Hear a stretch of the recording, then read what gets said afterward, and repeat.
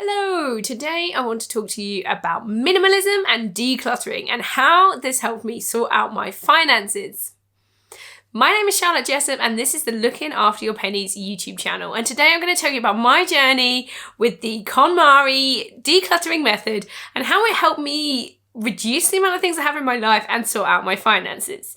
So let me start, and I'm going to tell you my story and the process that I went through to reduce the amount of stuff that we had in our house and how that helped us actually gain control over our finances. So I started reading one of Marie Kondo's books around decluttering, and I'm a real sucker for books that say they're going to change your life. So I was hooked on this one straight away, and I loved her methods around tidying up and clearing things out, and actually the emotional attachments we have to our stuff. So I did this back in 2017, and at that time I had a little girl, so she was 1, and I was expecting our youngest. So I knew that we had to sort out our home and tidy up things and make sure that we were actually using the space in our house effectively.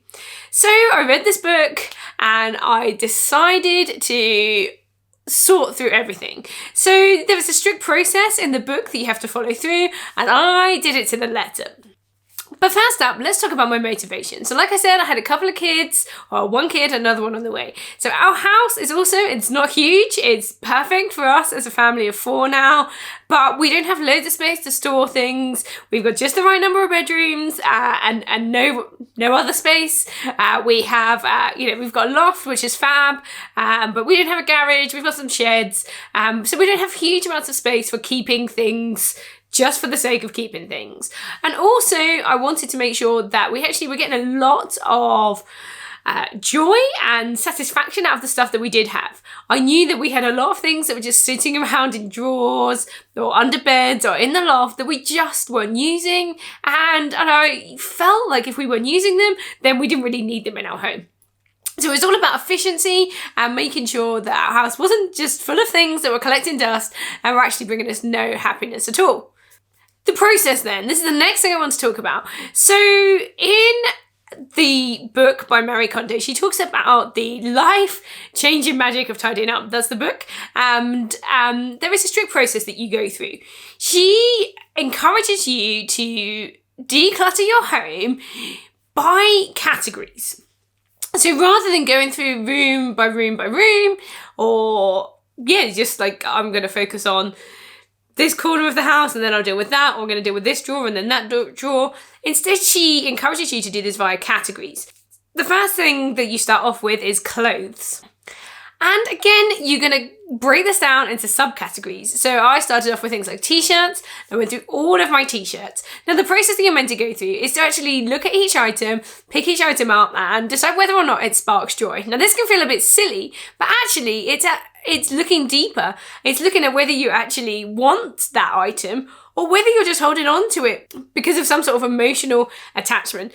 So I found that some of my clothing, I felt kind of that I was holding on to it because it had been given to me by somebody, but actually I didn't get any joy out of it. I was only holding on to it because I thought I would upset somebody else. So I was very brutal about this process and went through each item and got rid of them as I felt appropriate. So it starts with clothing. I went through t-shirts, jeans, dresses, always in categories, collected up all of these things. Even if I had to do the laundry first, collected up all of these things, put them into categories and worked through them and decided whether these things brought me joy. And I did this for the kids' clothes as well. Didn't do it for the husband, so that's up to him to sort out his own stuff. But I did it for anybody that I could take control of, basically. So that was me and the kids. The next category is books. So I went through a lot of our books, decided which ones I wanted to keep, which ones I was holding on for kind of sentimental value, and got rid of a lot of books that I either wasn't reading or I'd read and never intended to read again. It was really good to clear that. And that included things like cookbooks as well. I had a lot of cookbooks that I wasn't really using. I don't use cookbooks a huge amount. A lot of the recipes I get are online. So I was able to get rid of things like that. And that cleared up space in my kitchen. But I brought all of the things from around the house, all the books, and put them in one place and looked at them together. The next one is papers. So this has a lot to do with your finances. So I have a box where I keep most of my paperwork, and there's a place in the kitchen where I just store things until I put them in the box. But I'd held on to like wage slips from my jobs when I was like 16, and I didn't really need these things. Those were years ago. So I was a bit of a hoarder around papers. So I went through and cleared through all my papers. Again, I did it in categories. So I did a lot around things like pay slips, bank statements, important official documents, things like that, and went through section by section by section and decided which ones I could keep. As I've gone through my life, I've actually switched mostly to having these things in digital and paperless form. So naturally, some of the things I was keeping were like way in the past, and it felt right to let go of those things. Next up is number 4, which is actually your miscellaneous items. And this is a huge category because this includes pretty much everything else. And it can be things like cushions, kitchenware, your garden, anything else you can think of falls into this category. So this takes the most amount of time. And it was really good. And it was great to be able to do this again in categories. So for example, like cushions, I would get all the cushions, whether they're in my living room, in my bedroom, in the kids' bedrooms, pull them all into one place, and then decide how I felt about those cushions when I could see them next to the other cushions that existed in our house. So this one is huge, and it can take you a long time. This whole process of decluttering, according to Marie Kondo's methods, is actually took me a few weeks, and then I would say even after I'd finished the bulk of it, it still went on with a couple of categories still left to do. And then finally, number 5 is sentimental. So I found that as I went through this process, there were a few things that I didn't feel sat right with the other category. So for example, there were some books that I'd kept and they were like childhood favorites, and I didn't feel right getting rid of those in the book section or comparing them to the other books, because I actually had a sentimental attachment to those items. So this sentimental category allowed me to look at them as a sentimental object rather than just a generic object that sat in my house. And this is probably the hardest category to do because obviously there's a whole load of emotions. So this was hard with things like jewelry. I had things like birthday cards that people had given me, and obviously there was an emotional attachment, particularly if they'd come from someone that I don't have contact with anymore or they've like since passed away. But I had to look at them, reflect on these things, and decide whether actually I wanted them in my home and they deserved a space in my life going forwards. So once you've been through this whole process, you should be in a position where everything in your home is actually bringing you some sort of happiness. It either has a purpose or it brings you joy in your life. And then it's a case of actually putting it back in an organized way. And this book covers a lot of that too. One of the important things that I want to talk about now is actually during that process, I learned a lot about the need for an exit strategy. So this was as I was getting rid of things, what was I going to do with them? And this is where it kind of starts becoming a bit more financial as well. So I decided that in order to be successful in my decluttering, I needed to know what I was doing with the things and where I wanted them to go when I was done with them. So I kind of broke this down into 3 main categories. There was going to be the things that were good for selling, that I could sell and I could make some money from. So actually there was that whole load of profit that I made from actually selling the things that I didn't want through this process. So it's a really good motivational tool to think about, is that decluttering can actually make you money. The next place was to donate. So this was either to friends, family, or more official donation channels. So like charity shops, or I even donated some bed sheets to a local pet, like animal rescue centre. So look at the different options for donating. And then the last one is obviously to get rid of or to recycle. So a lot of stuff went to our local recycling centre, so it could be made into new stuff.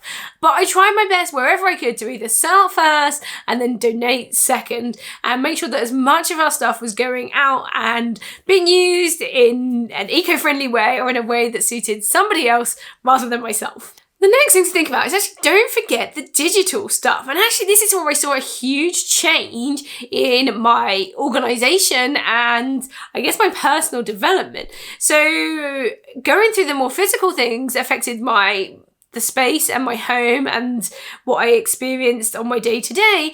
But actually, when I came to declutter in my digital world, that was when I realized that it affected me on a mental level and an emotional level too.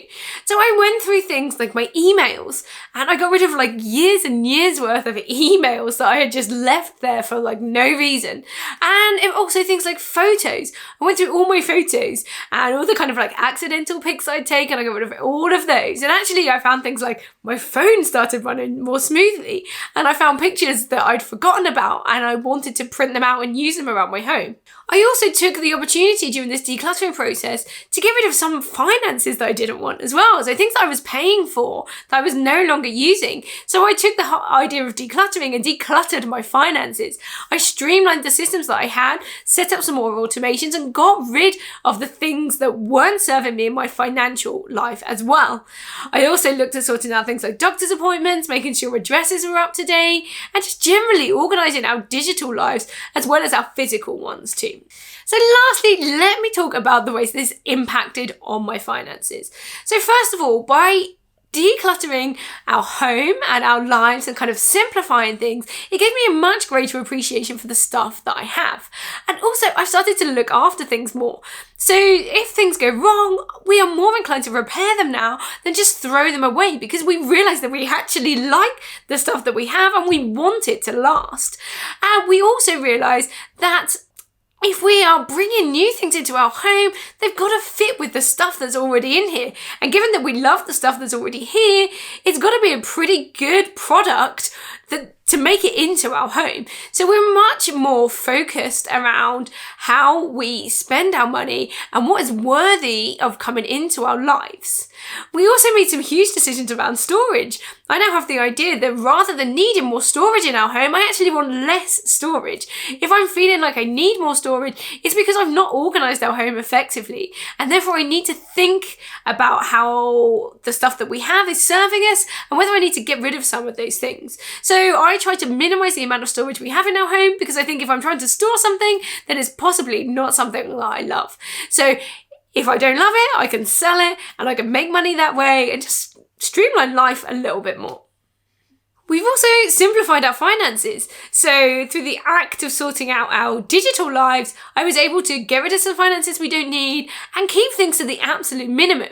So month by month, I know the basic structure of our budget and our finances, so that going forwards, I can pretty much, if somebody asks me, I can list off all of the things that I know are going out each month. And it's rare that there's too many more things on top of that in addition to our usual budget.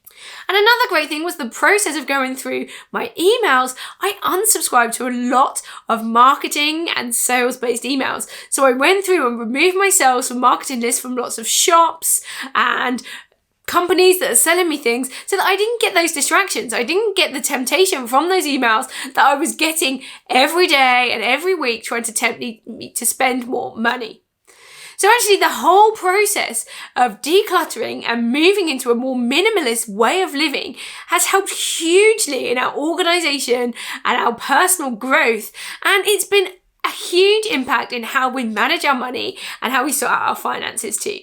I think that taking the action to declutter your home is such a huge step. It's good for your mind, it's good for your soul, and it's just makes your home a better place to live in. So if you're on the fence, I would recommend checking out Marie Kondo's books. I'll link them below so you can go straight there.